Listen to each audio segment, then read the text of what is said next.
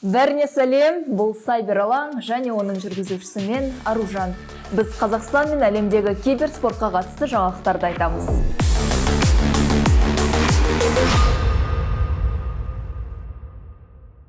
Біздің шығарылымдарымызды жіберіп алмасы үшін арнамызға тіркеліп, лайк баса кетіңіздер. Алматы қаласында осы сәрсенбіде Қазақстан киберспорт құрамасымен баспасөз конференциясы өтті. Онда команда қатысушылары алдағы ойыннан не күтеді және Азиядағы дайындықтар туралы айтып берді.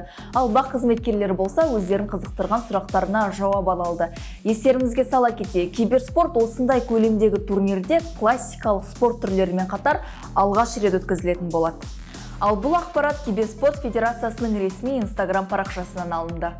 Dota 2, PUBG Mobile, FIFA Online 4, League of Legends, Dream of Three Kingdoms, Arena of Valor және Street Fighter 4 бұл Ханчжоудағы Азияда да көрсетілетін ойындар. Ханчжоуға Қазақстан құрамасы осы жұмада ұшып кетті, ал олардың турнирлері осы жексенбі, яғни бүгін. Отандастарымыздың жеңіспен қайтуына шын жүректен тілектеспіз. PUBG Mobile ойыны бойынша PMPL Африка чемпионатының 3-ші ойын аптасы аяқталды және бізді алдыда финал күтіп тұр. Бұл турнирге Африкадан да, Орталық Азиядан да командалар қатысады. 3-ші аптаның нәтижесіне сәйкес Қазақстаннан Нұрух eSports командасы барлық ұпай саны бойынша 2-ші орыннан финалға шықты. Ал бұл ақпарат Нұрух eSports командасының Telegram арнасында жарияланды. Өткен шығарылымда айтқанымыздай, Астанада MLBB және PUBG Mobile ойындары бойынша Red Bull MEO Season 6-шы финалы өтті. Олардың жеңімпаздары MLBB бойынша Нұрух eSports командасы, ал PUBG Mobile бойынша Slime Machine командасы. Жеңімпаздарды шын жүректен құттықтаймыз.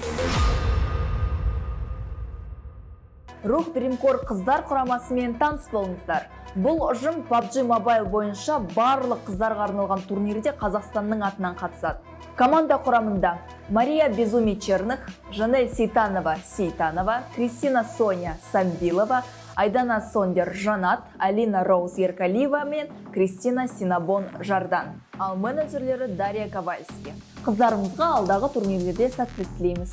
23 жастағы американдық киберспортшы Мелани Мел Капоне ерлер командалары Valorant және CSGO бойынша қыздармен бір командада ойнаудан бас тартқанын айтты. Ал бұны қалай түсінсек болады? Қыз бірнешелер ерлер командасына іріктеуден өтуге тырысқан, алайда олар үнемі қызбен бір командада ойнағымыз келмейді деп ойыннан бас тартқан. Мел 2020 жылдан бері Valorant-тағы ең талантты спортшылардың бірі. Бұл қыз Magical және Cloud9 White үшін ойнады, ал қазіргі уақытта Version 1 командасының капитаны. 3 жыл ішінде ол көптеген олжаларды жеңіп алып, $50 000 жуық жүлдеге ие болды. Counter-Strike 2 ресми түрде сәрсенбіде шығады. Әлде шықпай қалуы мүмкін бе? Жақында Counter-Strike 2 өзінің ресми Twitter парақшасында оқырмандардан келесі сәрсенбіде не істейсіз деп пост жариялаған еді. Естеріңізге сала кетейік, Half-Life Alyx ойыны шығатын кезде де біз Valve компаниясынан осындай жұмбақ хабарландыру алған едік. Counter-Strike 2-ның осындай постына қарап, оның келесі сәрсенбі, яғни 27 қыркүйекте өтетіні шындыққа жанасатын сияқты. Ал сіздер бұған қалай қарайсыздар? Пікірге жаза кетіңіздер. Counter-Strike 2-де миллионнан астам адам рейтингке ие болды. Яғни көптеген адам кем дегенде 10 рейтингтік ойын ойнады. Мұндай ойын үшін ауқымды тестілеу сәтті өтті деп айтуға болады. Қазір көп адам бета-тестілеуге қол жеткізді, бірақ олар жақын арада толық ойын шығады деп күтіп отыр. Ал сіз Counter-Strike 2-ні ойнап үлгердіңіз бе? Пікірге жаза кетіңіз. ESL 2023 жылы The International'дан кейін өтетін дебюттік LAN турнирін жариялады. 12 командаға арналған ESL One Kuala Lumpur 2023 халықаралық чемпионаты 11-17 желтоқсан аралығында Малайзия астанасы Куала Лумпурде өтеді. Қатысушылар арасындағы басты жүлде $1 миллион.